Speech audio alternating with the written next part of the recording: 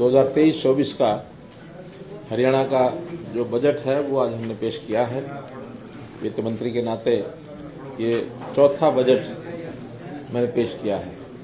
और एक प्रकार से अमृत काल जिसको हम कह रहे हैं कि शुरू हुआ तो उसका ये पहला बजट है। बहुत चीजें तो देश के प्रधानमंत्री जी ने अमृत काल के नाते जो एक विजन रखा है उस विजन के हिसाब से ही हमने भी अपना बजट बनाया है कि आज समाज को किन किन चीज़ों की आवश्यकता है, हमारा भावी जो चित्र है, हम अपने प्रदेश को देश को कहाँ ले जाना चाहते हैं, तो उस नाते से शॉर्ट टर्म लॉन्ग टर्म सब तरह की बातों को ध्यान में रख करके बजट किया है। इस बजट में 25 साल की जो बाद आने वाला जो समय 2047 15 अगस्त यानी जब अपने देश की आयु हम अपने आप को देश मान लें तो हमारी आयु 100 साल की हो जाएगी। तो 100 साल देश की आज़ादी के बाद देश कैसा हो इसकी नींव अभी से सभी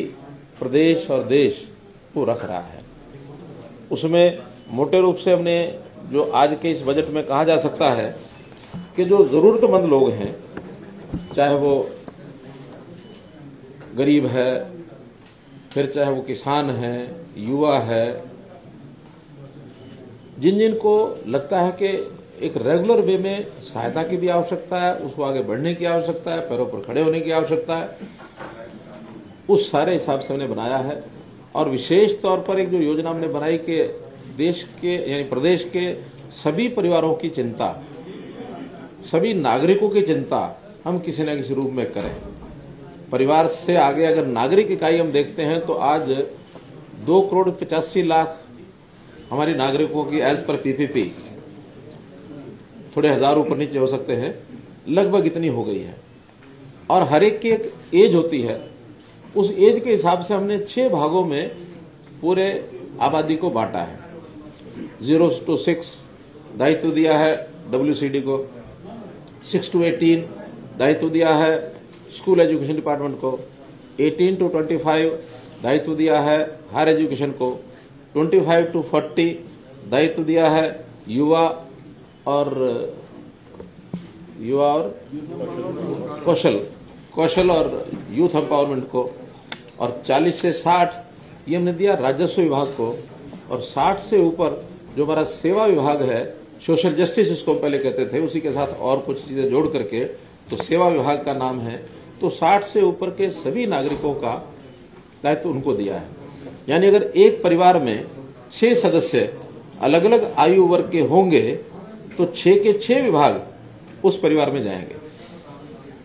एक 6 साल से कम का है, दूसरा 6 से 18 का है, तीसरा 18 से 25 का है, चौथा सदस्य 25 से 40 का है, पांचवा 40 से 60 का है और छठा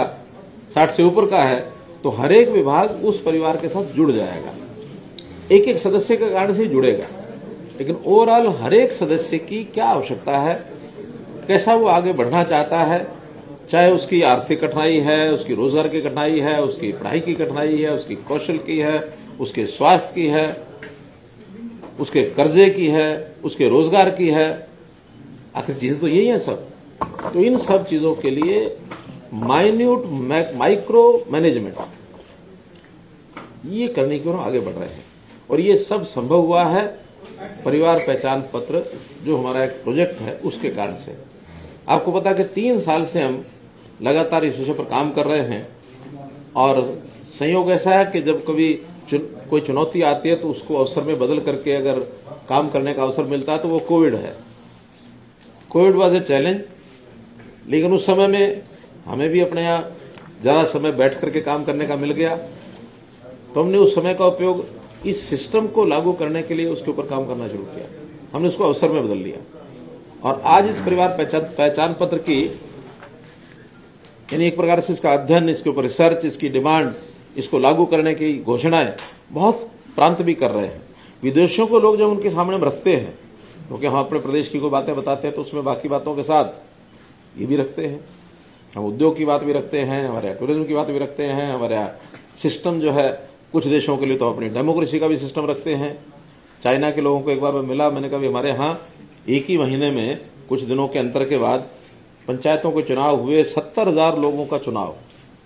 70,000 लोगों का चुनाव एक साथ। मैंने कहा हाँ। तो वो बड़ा हैरान कि भी हाँ 70,000 और शांतिपूर्वक हो गया, कहीं कोई वाद नहीं हुए, कुछ नहीं,